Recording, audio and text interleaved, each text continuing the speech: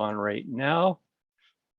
And we will be sharing that with you along with the slide deck in the coming days. For anyone that would like the closed caption, in which I'm going to turn them on right now too. Press the closed caption button at the bottom of your screen to enable them. So tonight's presenter is Joey O'Brien.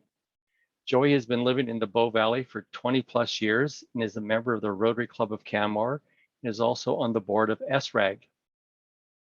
After selling an alpine resort he owned for 25 years in Nova Scotia, due to measurable temperature increases and operational challenges associated with this, he endeavored to understand climate change.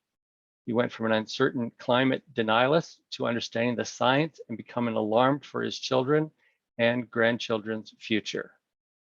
His company's vision is, we wish to be able to explain to our grandchildren in 20 years how we had a material influence on the world's climate crisis. Joey is a member of the United Nations under the Sport for Climate Action sector. For his latest venture, he is part of a team that has found the most efficient say it, Joey. Pyrolysis production of low carbon fuels and two bioaccelerants in the world, and is in the final stages of determining which province they are going to build their first plant. Welcome, Joey. Well, thank you. Looks like we have 15 people that said this is more important than hockey, which is wonderful. Shall I start, Lawrence?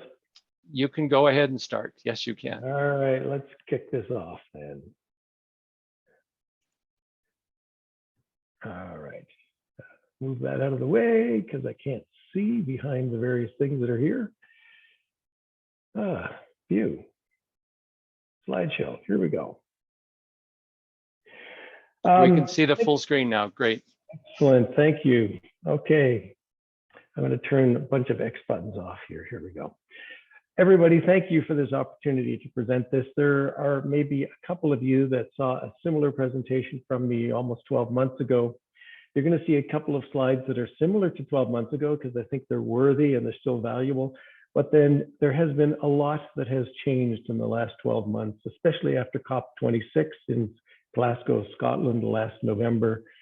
And I'm just going to bang through a bunch of it for you. And so it is a little bit of a fast-paced presentation, but we can always go back and talk about certain things afterwards. So let's see. Oh, let's see.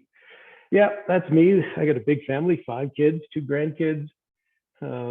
Passions are skiing and some other things, a serial entrepreneur. Here's a useless factoid. I was $500,000 in debt at age 19.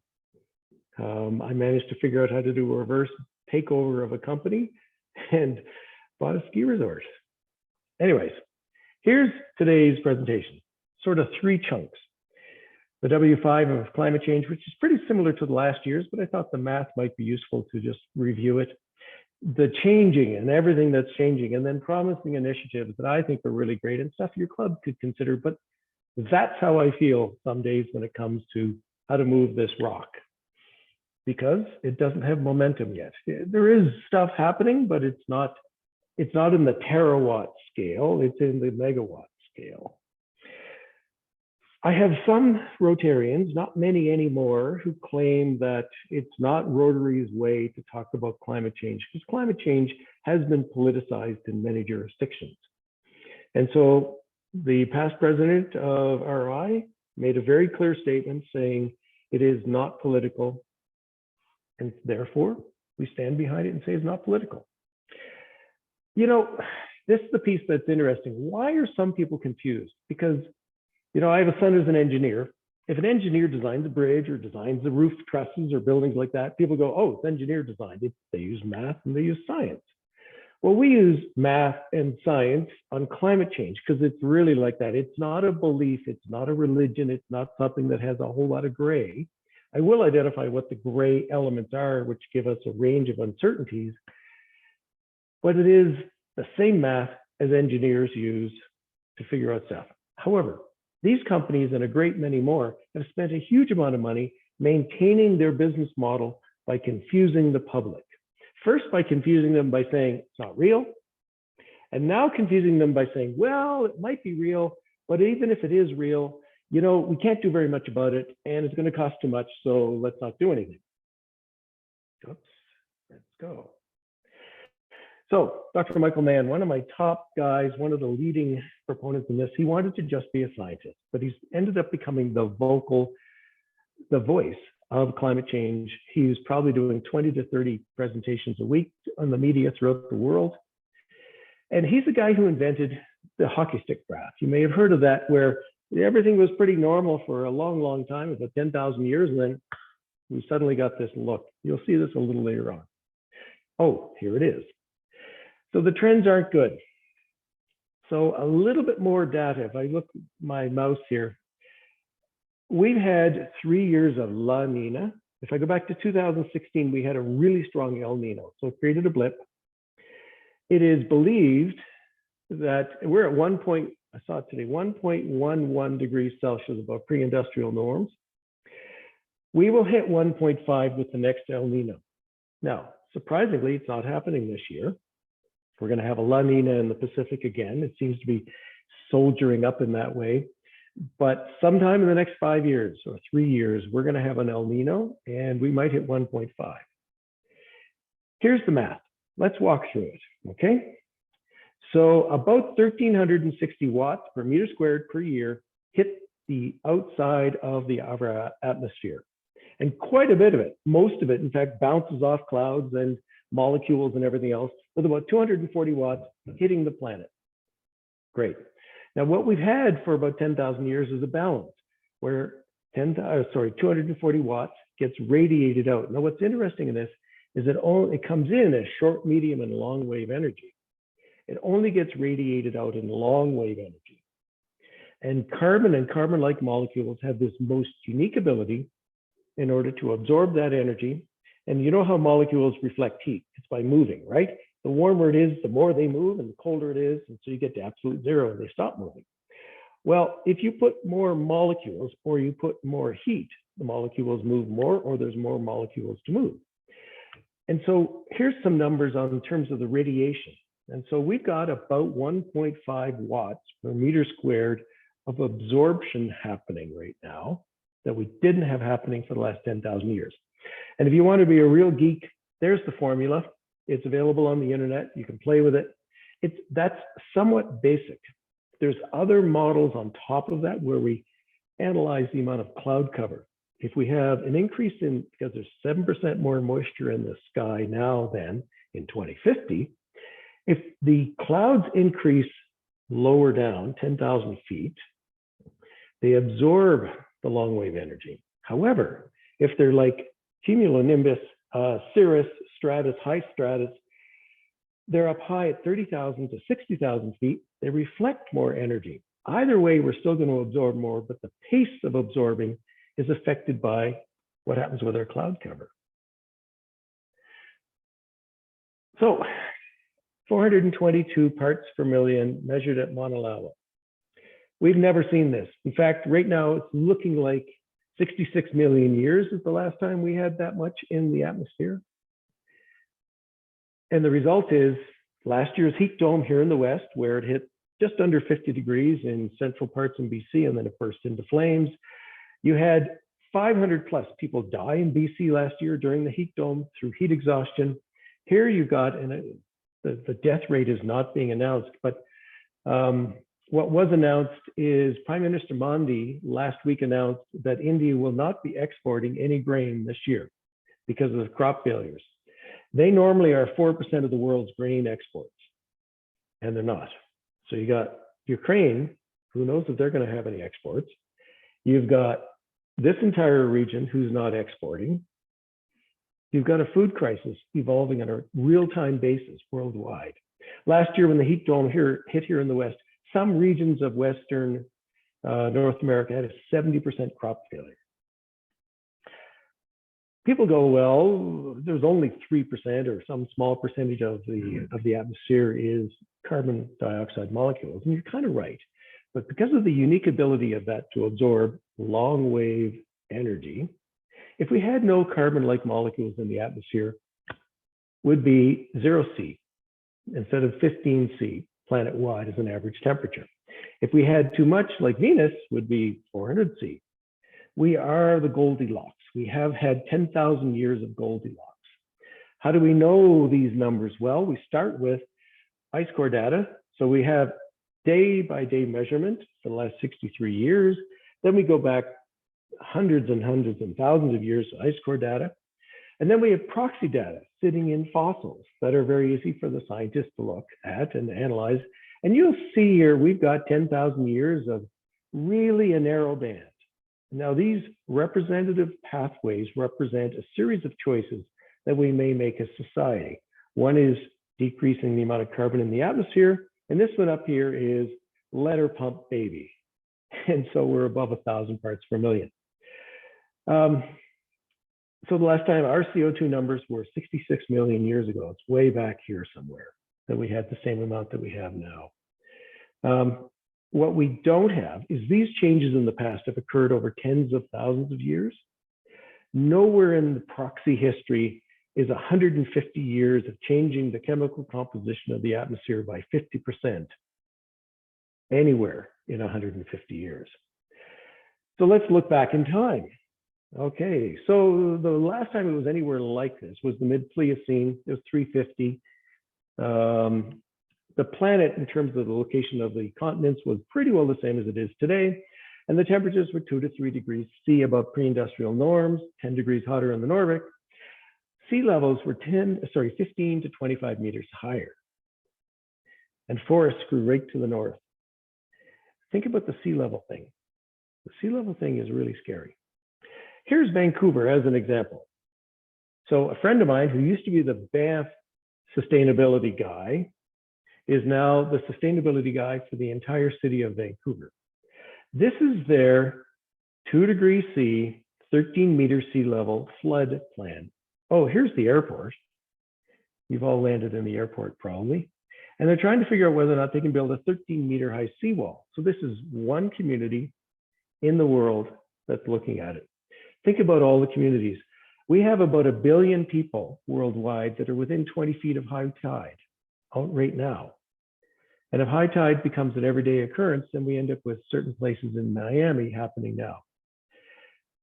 I took a seminar from Berkeley University, and the professor there identified that it is likely that all of our GDP for the next 20 to 50 years will be consumed in climate change mitigation steps that we have to do. That's not great. Okay, let's look at the other side of it. So the Intergovernmental Panel on Climate Change says that it would probably take 2.5% of our GDP to completely pivot all of our energy systems to carbon neutral energy. However, the yeah, but is that the net global benefit would be somewhere between 3.1 and 7.2 times the investment. So if someone said to you, give me $1,000 to invest and I'll give you a return somewhere between $3,000 and $7,000, you'd go, yeah, it's a pretty good investment. That's what would happen worldwide if we actually spent significant efforts on this right now. Now I have a video coming up with the Secretary General of the UN talking about this. He recorded it today. So the potential contributions, what does it take? So these are the blend of energies that would be necessary to have stable grids and carbon neutral energy. Plus some carbon capture and storage, bioenergy with CCS, and then reducing CH4 and CH emissions through these areas. That's mapped out. We know exactly what to do. The political will and the public will to do that is the only challenge we have. Well, the will is going to be forced upon us. So what has happened is since 2015, there has been deep analysis on this as part of the IPCC stuff. So at COP26 this year, all the nations there agreed to proceed on the following, which is identifying climate-related disclosures led by the banking industry and the insurance industry. Why? Well, the insurance industry cannot figure out how to price forward climate disasters. if you just take the last 4 years in the United States, because I have these numbers in my head, 4 years ago was $30 billion in climate-related insurance losses, and 60 and 90 the next year, and last year was 120 billion. And we're only at 1.1 degrees. And so the insurance industry is trying to figure out how to price something out 5 and 10 years from now, and they don't have a clue. So they in the banking industry are moving ESG, environment, sustainability, and governance reporting, starting with publicly listed enterprises, starting in 2024. That's less than 2 years from now. Now, this doesn't make it into the media. This doesn't beat the Ukrainian war or whatever the latest thing that Britney Spears says. This is, however, going to affect every single business coming. Now, yesterday I was chatting with a friend of mine who's well plugged into the US markets, and he said the SEC right now is in the public hearing phase, and they might punt it out 2 years. They might punt it out to 2026 in terms of a start to give everybody a longer runway. But regardless, it's going to start with publicly listed enterprises because they can put stricter rules in there. And then the banking and insurance industry is going to pile in so that everybody who needs insurance and banking is going to have to comply. The only question that we don't know is when between 2024 and 2030 does your size business need this ESG reporting? And then the accounting industry or other similar enterprises are going to have to become the entity that verifies it and says, yes, this is valid. It's very interesting. So I've identified the Canadian vision to this, the Canadian focus, but it's being led by the international banking institutions and the 5 major reinsurance companies worldwide. So Canada's the same, but here's kind of cool. New power capacity, solar, wind, natural gas, solar, and look what the other things are. All of the private sector money in Alberta and in the rest of Canada, all of the private sector money is going into green energy. And if you look at certain places like California and others, the green energy costs are really low compared to here. And so we can talk about that a little bit. I hear oftentimes, well, you know, if only other countries will do it, then we're only Canada. Well, here's part of the problem. See right here, we're one of the worst in the world in terms of our GHG emissions per capita. So we're the 11th worst, actually 10th now, 10th in the world carbon emitter with only 39 million people. Let's talk over here at temperatures. So this is what's going to happen at 1.5 or 2 or 3 or whatever. But what happens is you end up with feedback loops that we can't control. So I'm going to tell you a story. 4 years ago, I had planned a trip up to the Yukon, to Mount St. Elias, the highest peaks in the Canadian Rockies, in the Yukon and Alaskan border, with my son Will. And we were doing a multi-day hiking, like 14-day hiking trip through the mountains there. We arrived 25 days after the Sims River, which flows from one of the glaciers through the Yukon to the Alaskan Ocean, the major river, dried up. It turned. It had retreated so rapidly, the glacier had retreated so rapidly that suddenly it went through a different pass, the water, and went out to the Bering Sea through Alaska. So we walked 22 kilometers up this riverbed, which was probably 1.5 kilometers wide, sandbars all the way up, to get to a camping spot, to then go to the toe of the glacier and look at everything. That's what change looks like. Now, in chatting with the Aboriginals up there, they're like, yeah, we're not that concerned. They suddenly became really concerned in the next couple of years, because what happened was they could no longer count on travel. The animals could no longer figure where to travel. Areas that were solid ice before now were soft because of springs, and people were falling through and drowning to death. It completely messed up their entire way of life. Well, imagine that on a global scale. Imagine that at 2 or 3 or 4 degrees based upon this chart. That's what we're faced with. Some people say, you know, if we all just become vegetarians, or we all drive EVs, or pick a list. It's systemic. It's every single part of our economy and ecology. And so it requires a total scope solution. And so there's an example of the different categories that kick out various quantities of GHGs.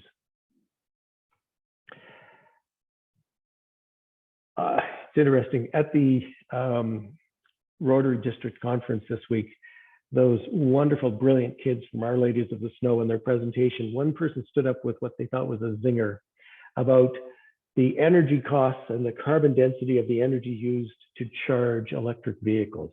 So I thought I'd include this, which is Tesla versus a Honda Civic.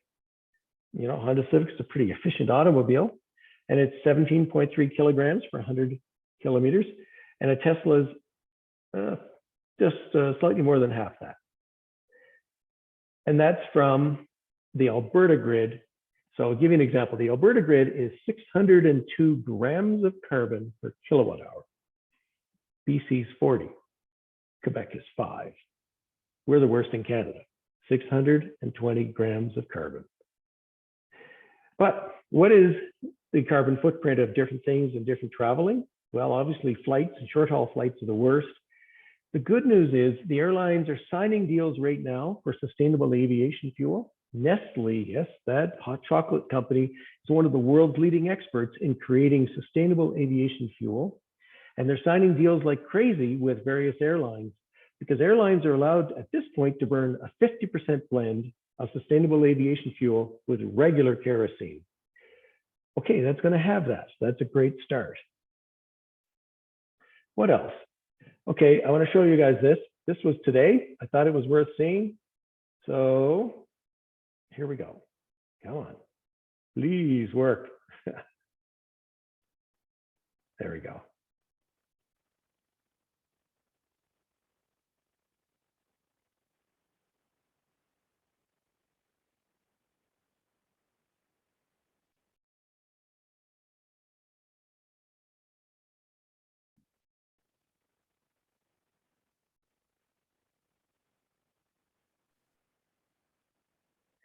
Oh, it worked in my practice. Give it a moment.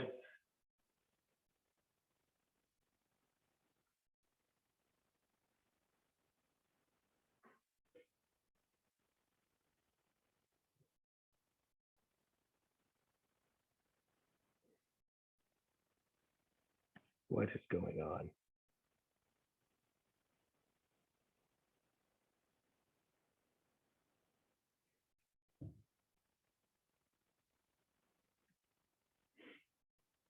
Lawrence, can you save me? Do you have that right there? Will it work? Will it run for you? I don't have the, I have it in QuickTimes, Yeah. and I don't run a Mac. So is this in the internet? Is this on out of the off the internet? Yeah, you can find it on YouTube right now. Yep. I apologize, everybody. Let's play this at the end if we have time. And we'll just continue on if I may.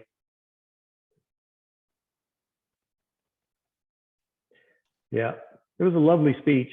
Basically, he talked about how we need to affect change right now, and waiting is not acceptable. And he mapped out 5 major steps that need to happen in order for us to achieve our goals. You know, like you look at things like the International Energy Agency, which for the longest time has been the mouthpiece for the oil and gas industry. They have clearly said we can have no more oil and gas exploration worldwide. All investment must be moved towards carbon neutral energies. Like the only place I run into in Canada or even in North America where climate action is questioned is Alberta. All right, so UAE, United Arab Emirates, an oil producing nation. They 60% of their energy, 1.35 cents per kilowatt hour. Wait a sec, we're 16 cents here. Land at all costs, including transmission and distribution charges and everything else. How can they do energy at 1.35 cents? Well, Canada, to protect Canadian Solar, which is a Chinese-owned company in Ontario, put a 275% tariff on all solar panels. And in fact, even in Ontario, they no longer import them, they just assemble them there. They add the metal racking around the outside. So we can't get to these kind of prices with Borders Canada tariff that exists. Los Angeles. So I called up 8 Minutes Energy. I said, all right, guys, how do you do that? They've created enough energy plus storage so that all of California, 37 million people, are now running on some days 100% carbon neutral energy. No carbon producing energy at all. And look at the prices, 2 cents per kilowatt and less than that, 1.3 cents for storage to run overnight. They've built this. This exists. This is the same size as Canada with a 25-year power purchase agreement. We could do this in Canada tomorrow. Saudi Arabia, we all know them as an oil producing nation, 1 cent per kilowatt for 25-year PPAs. They want to build 100% of their capacity with battery plus solar so that they can export all their oil and they don't have to burn any interior. Direct air capture, you may have heard of this. So Canmore's David Keith, the brilliant scientist who lectures at Harvard and Cambridge and lives in Canmore, he invented this.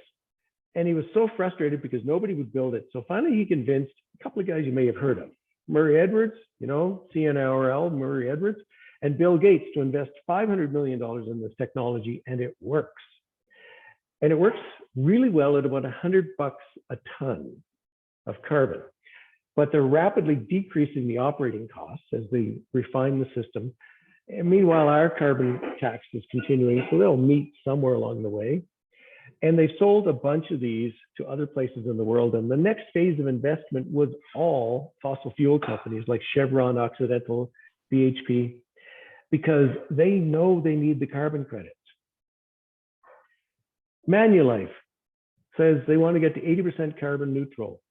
The Canadian oil sands companies, even though our politicians are going oil and gas forever, our oil sands companies have all declared an alliance with the Paris Accord and to get to net zero by 2050, because they realize being the high cost, high carbon end of the pipeline choice is not a viable economic model. So they have to do something, and they're working on it. Blackwater Assets started more than 2 years ago saying, we're going to go carbon neutral, and every other investment firm went there. People say, well, nuclear or whatever. Well, the lowest cost energy is still PV and wind. And it's getting cheaper and cheaper. In the Alberta grid, the cheapest energy is wind at 3.7 cents and solar at 4.5 cents, and everything else is more expensive. And what's happening now is because of battery technology has advanced so rapidly, we now have wind and solar plus battery happening in southern Alberta in a large scale. If you look at nuclear, the nuclear costs after all costs are $129 to $200 per megawatt.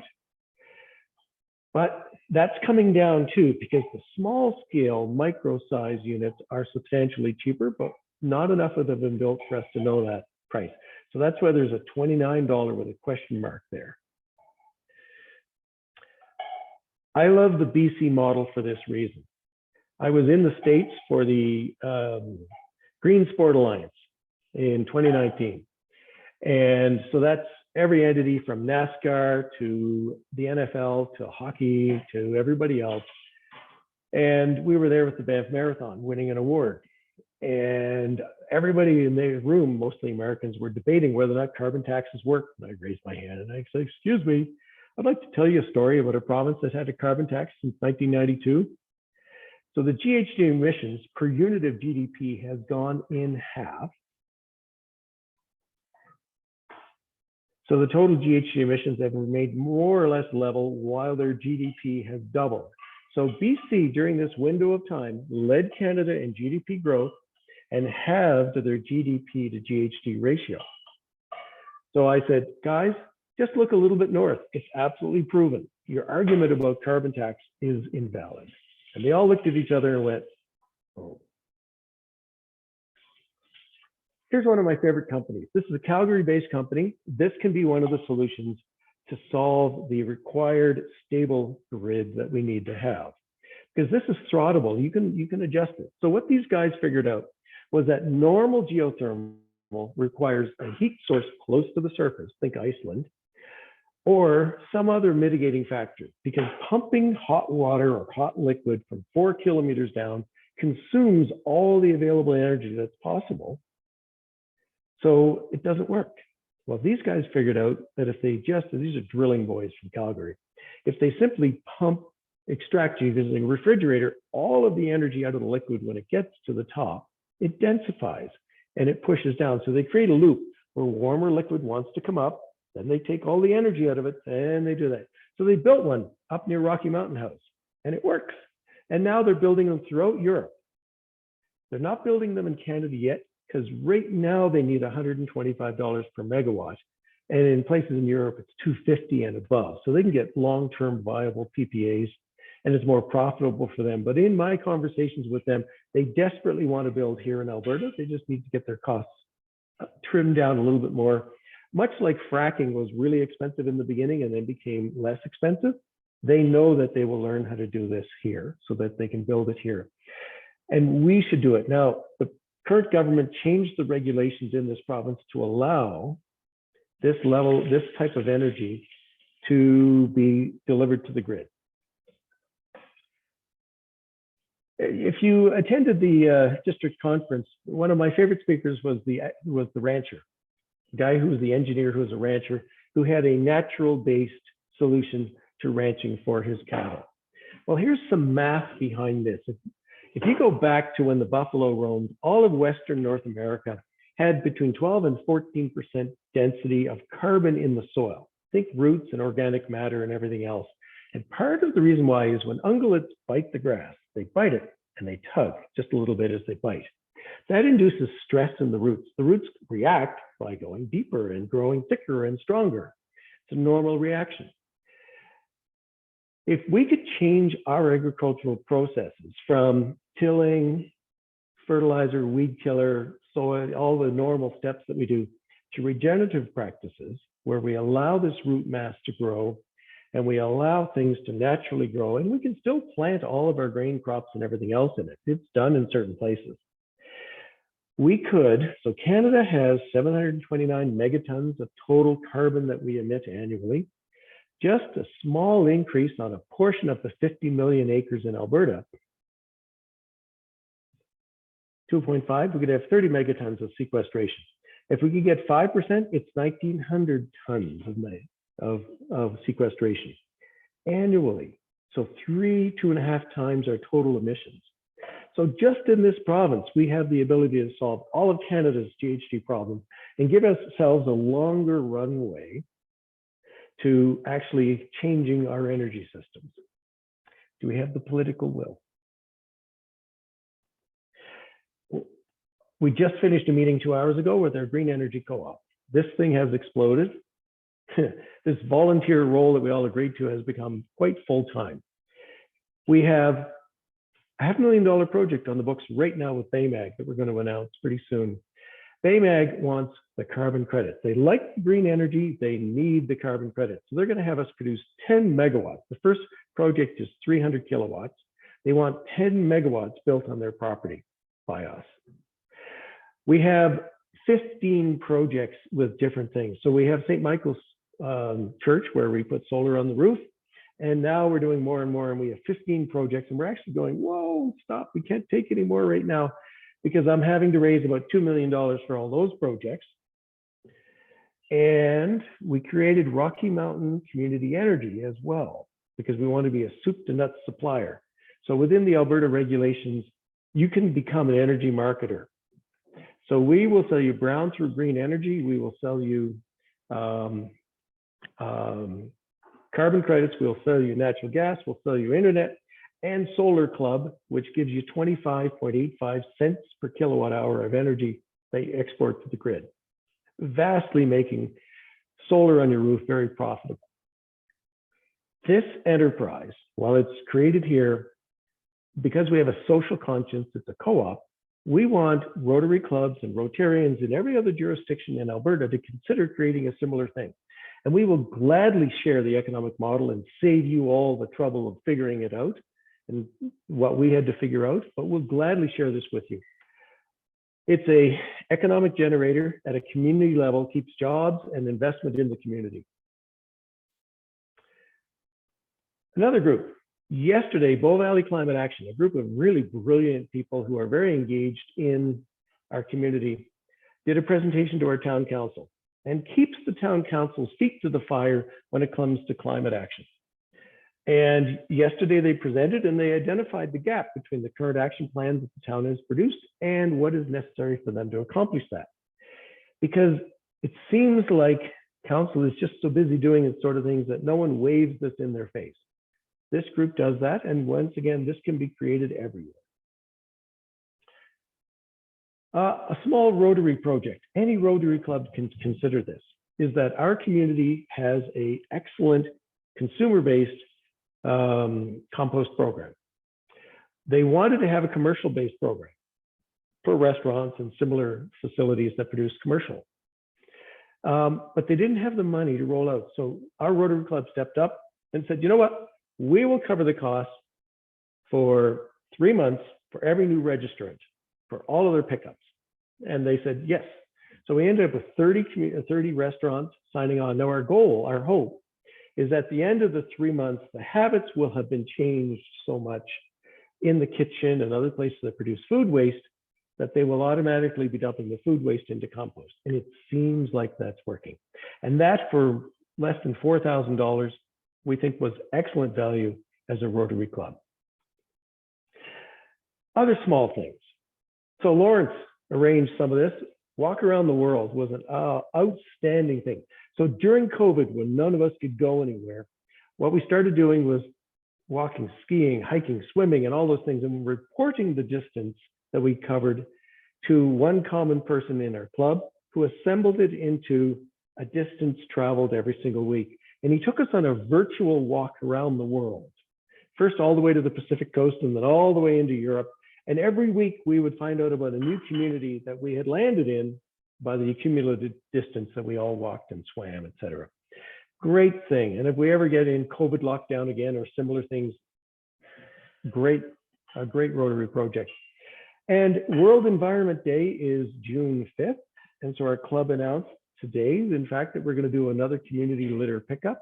And I'll tell you, the businesses that we always ask for money from love it when a group of Rotarians in the aprons or shirts show up and start picking up the litter at their place. They think that we're giving back to them. It makes it really easy for our Rotary Club to go to them later and say, hey, will you support our golf tournament or whatever it is?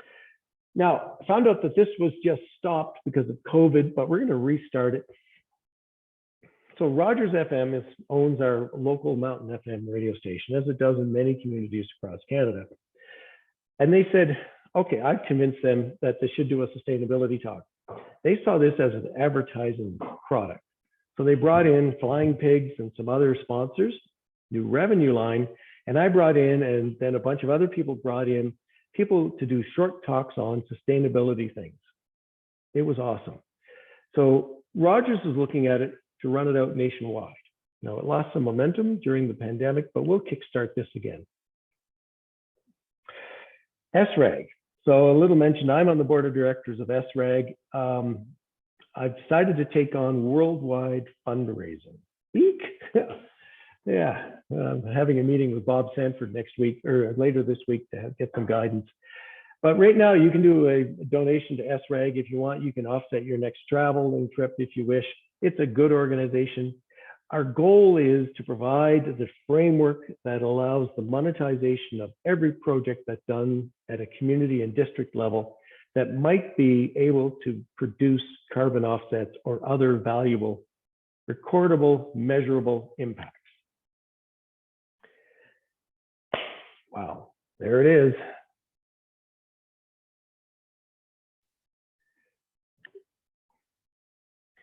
So I apologize. It's a little bit like taking, I don't know, sunbathing in a hailstorm when I present this thing, but hopefully it didn't seem too hard. So Lawrence, I can't see any questions other than hockey questions and political questions. Correct. That's all I see. I did try downloading that video. I downloaded it, but it said I did not, was in not the right file format for me to play it. Oh, well. And so anyway, I did try. There's a whole lot of questions. One question I have is, I was talking to a gentleman with 28 years with Enbridge, and he's talking about how the high-powered electric transmission lines, they're tougher to install now than a pipeline. And I says, are you serious? And when are people going to say, well, I need to go buy an electric car? But then those same people sit there and say, not in my backyard. I don't want a high-powered transmission line. I don't want to have a nuclear plant. I don't want to have windmills. It's a complete package. And I'm so disappointed that you think the electric car is going to solve the problem. So what are your comments about all that? And how do we get those people to say, it's okay to be in my backyard? Well, let's start with the macro level.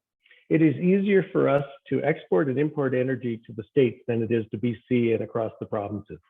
We have such an isolationist, such a ASO, BC Energy, et cetera, and they don't play nice together. So if you look at the Site C dam as an example in BC, that could be our battery. If we had 10 or 11 or 15 gigawatts of transferable capacity back and forth between the provinces. Instead, we have less than 2. And so we don't have the ability when it's cold, dark, and not windy and cloudy to pull enough energy from that Site C dam. And so they're hoping that'll develop. But that, the existing power lines that go across, you go through Crow's Nest Pass, you go through other places, and you see those power lines. We need 10 times that. And the only way that will happen is federal regulations like the Trans-Canada Highway need to mandate it, need to make it happen. It's the only way it'll happen. If we look west, Saskatchewan's a lot like us, but Manitoba has a huge amount of hydro. So if you take Saskatchewan and Alberta, where we have lots of wind and sun, we become the wind and sun producers, and BC and Manitoba can be the offset with hydro. We've got a Western balanced grid. It takes investment, and it takes political will, and it takes working together. Let's drop down to the home and household level. Every Tesla and most of the other cars will end up having time adjustability to when they take energy. So right now, energy draw is very high. And then at about 11 p.m., everybody goes to bed and turns off all the lights, and the energy drops right down. It'll go from like 7 or 8 gigawatts of power being consumed down to about 3 or 4.5 or somewhere, depending on the temperature, and then back up at 7 p.m. If, number one, when you come home and plug in your car, if that 5 p.m., 6 p.m. to 11 p.m. period of time, if that car can export energy to your house, you're leveling the amount of draw on the grid. And then if it fills up the battery between 11 p.m. and 7 a.m., you don't really care. You've just programmed in your phone that you want the ability to drive the car at 7 o'clock the next morning with a full battery. And so all of these cars today have this planning capability. The problem that we have is the regulations won't allow us in this province to export energy in the grid when we plug in from a car. We can with solar, so it's not a huge leap to figure out how to do this, but we're not there yet. Yeah. So we have another question. A couple of days ago, an individual bought travel offsets from Srag. What are they doing with it? At this point in time, it just goes into the general budget, where some of the budget goes towards admin and other basic costs, and some of the budget goes towards projects. And so we have a number of keystone projects. So as an example, the RI president announced that one of his legacies is to create 10 mangrove swamps. And mangrove swamps have a greater carbon sequestration ability than almost any other type of tree. Oh, you specified to go to projects. Perfect. Then it's going to go straight towards this or a couple of other smaller projects that are all of the same impact. Mangrove swamps, it's not the tree. A tree for a tree absorbs the same amount. Mangrove swamps sit on meters of mud with huge amounts of biological action and crabs and worms and everything else. And all of that consumes carbon dioxide. And that's why mangrove swamps. Chris Puttick is on our board, past chair. He's the world's leading expert on mangrove swamps. I know more than I need to know ever as an Albertan who lives in the mountains about mangrove swamps now. But that's why the RI president said he wants 10 showcase projects worldwide. Another question, how do we incentivize government to create battery in each municipality region by putting solar on each house in Canada? Right. So let's talk Alberta first, and then we'll talk about regulations. Alberta has, to put solar on houses, some of the easiest regulations in Canada. The limitations are that you're only allowed putting as much solar on as you consume, plus 10%. Because the fear was, when they originally allowed this to happen, was that it would destabilize the grid. Well, you've got places like Australia, and places in Australia, South Quadrant, where they're running 100% on solar plus battery for 3, 4, 5 weeks in a row. So that argument no longer carries. So at a household level, electrons hate to flow. So you consume them internally and export the rest to the grid. At a district level, the current regulations that exist, so we've got behind the meter household, we've got industrial, think down south where you got the $500 million solar projects and the great big wind farms. Why is there very little community size? Because the current regulations demand that the same interconnect study for a $500 million project be done for $1 million project. And it's different. I mean, and so we proposed to the existing government that they look at that. We got a letter back from them 3 weeks later saying, thanks a lot, we're not interested. So we failed. Maybe we can succeed with whomever the next government is. But community-sized projects is doable, fundable, communities can afford it. And as energy costs escalate, we can look at it. And we can start looking at it at community level. Like behind me here, I've got this big field that used to be the waste disposal site for Dead Man's Flat. It's several acres, it's perfect, it's flat, and we can never build anything on it. Awesome for maybe considering solar for this little hamlet. I can't do that right now. Regulations don't make the economics work because the interconnect study kills the economics. Okay, we have another question. Last slide about carbon credits is the topic that I'm most interested in learning more about. Rotary projects in particular, globally, and where can I find out and learn more? Wow. Oh, that's such a big thing. Well, all right. So what I'm trying to accomplish in partnership with Brightspot, which is Canada's largest carbon company in terms of building policies and advising companies, is they've offered to give to Rotary a whole bunch of free time to help build the model worldwide. So you can imagine a project says, we're going to build this and do this. And we calculate and go, that's going to produce X amount of carbon credits. We can then monetize that by selling the carbon credits on the voluntary market worldwide, which has money that flows back to the project to help the economics. That's the nugget of what I'm going to try to build worldwide. How do you learn all about it? Start reading. Open your Google, say, Google, I want to, everything that says carbon credits, have it dump into on a daily basis and just start reading. Look at the federal policies in place, look at the tier policies that exist in this province. It's about as exciting as reading, I don't know, a dictionary, but it's how you got to get there if you want to be knowledgeable in that world. YouTube explains a lot of things too. Yes. You mentioned nuclear. There's not a lot of people, press, media covering nuclear, but it's definitely an option. But no one really wants to talk about, including the media. And if they did decide to build some of these new smaller reactors with the approval and stuff like that, what are we, 15 years away? Yeah, that's one of the problems, is that our process takes forever. So how long does it take to build a pipeline in this province? A decade or more? Yeah. The solar projects in the southern part of the province are 19 months from development permit application to exporting energy. 19 months. That's a challenge and that's a problem. And so we need to look at that. Any other questions out there that are non-hockey or about politics? We have what have we got a new here? one.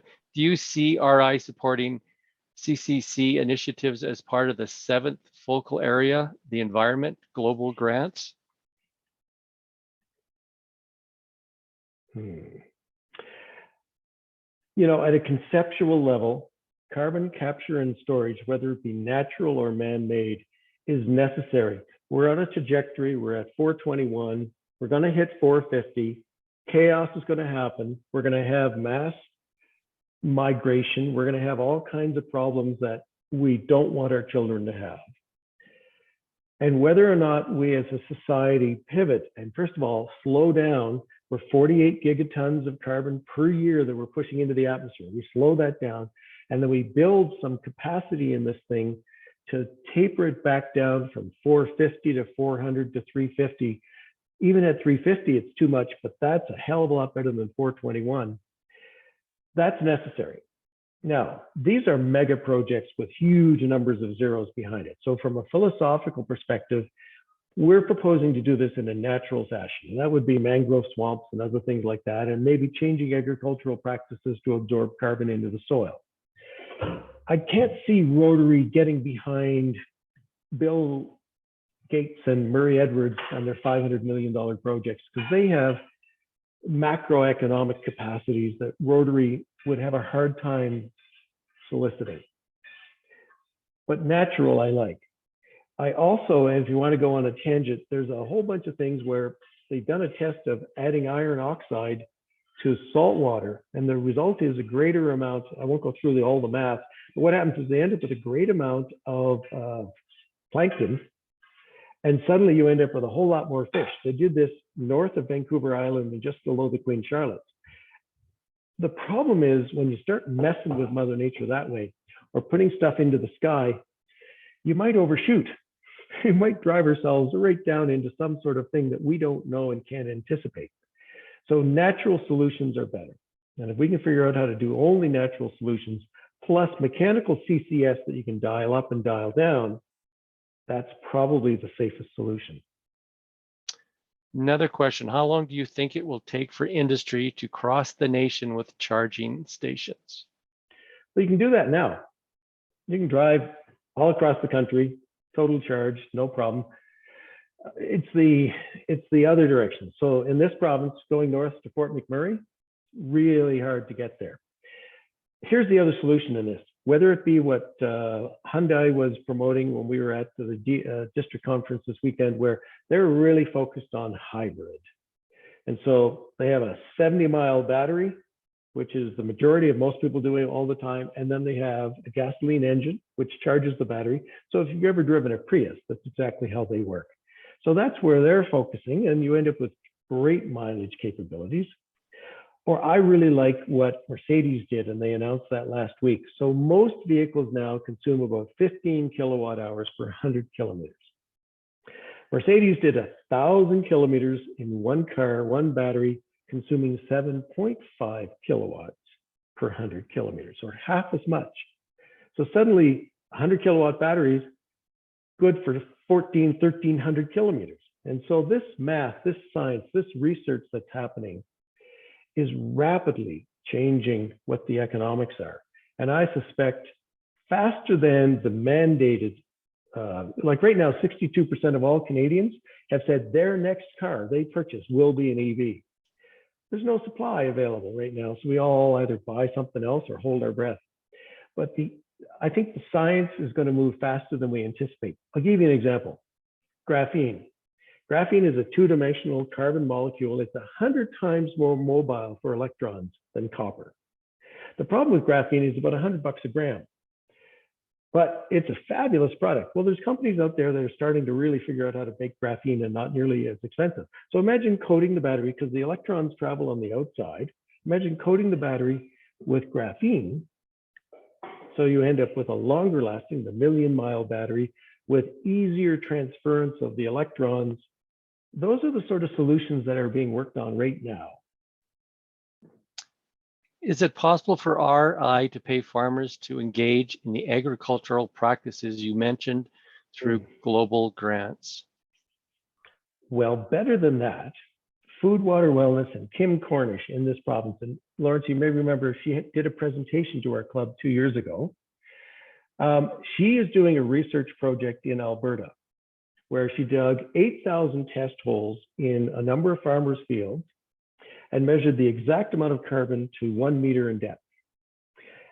And then the farmers go through a change in practice, and hopefully some years into the future, she's thinking 3 to 5, she's going back to do research on exactly the same locations, and hopefully there's an A to B difference of increase in carbon. That then allows them to scientifically prove change of practice equals this. And then she's got a formula worked out that allows them to do less and less frequent holes, test holes, and still be scientifically valid for those fields. That will allow them, farmers, to scientifically and fiscally prove the carbon sequestration of change of practice. And that allows them to access the carbon market. So what will be the turning point for Joey to purchase an electric vehicle? Excellent question. So this weekend I was chatting with the guys at Hyundai at the district conference, and I said, all right, you know, I want the one with the largest battery, and I'll think about the hybrid. How much? And they go, well, it starts at 50K, but you know, you probably want to buy a 70K car. Okay, that seems normal for that. When could I get one? Well, we're bringing in 2 to Alberta this year, and we have 25 people on the list. So you can put your name on the list. You might get one in 2 years. So it's really a question of availability and trying to figure out who's got the next best thing. I'd like to get to the point where it's 7.5 watts per 100 kilowatts, per 100 kilometers, not 15. So it becomes one of those questions, do you wait for the better model to come out, or do you go for what's available now? Well, what I want to buy isn't available right now anyway. So I've simply changed my practices to try to drive less and ride my bike more. Well, Joey, we would like to thank you for your presentation. And we'd like not Hyundai. Good point. Thank you. I'm sorry for interrupting. Okay, yeah, correct. It was Toyota there, not Hyundai. Correct.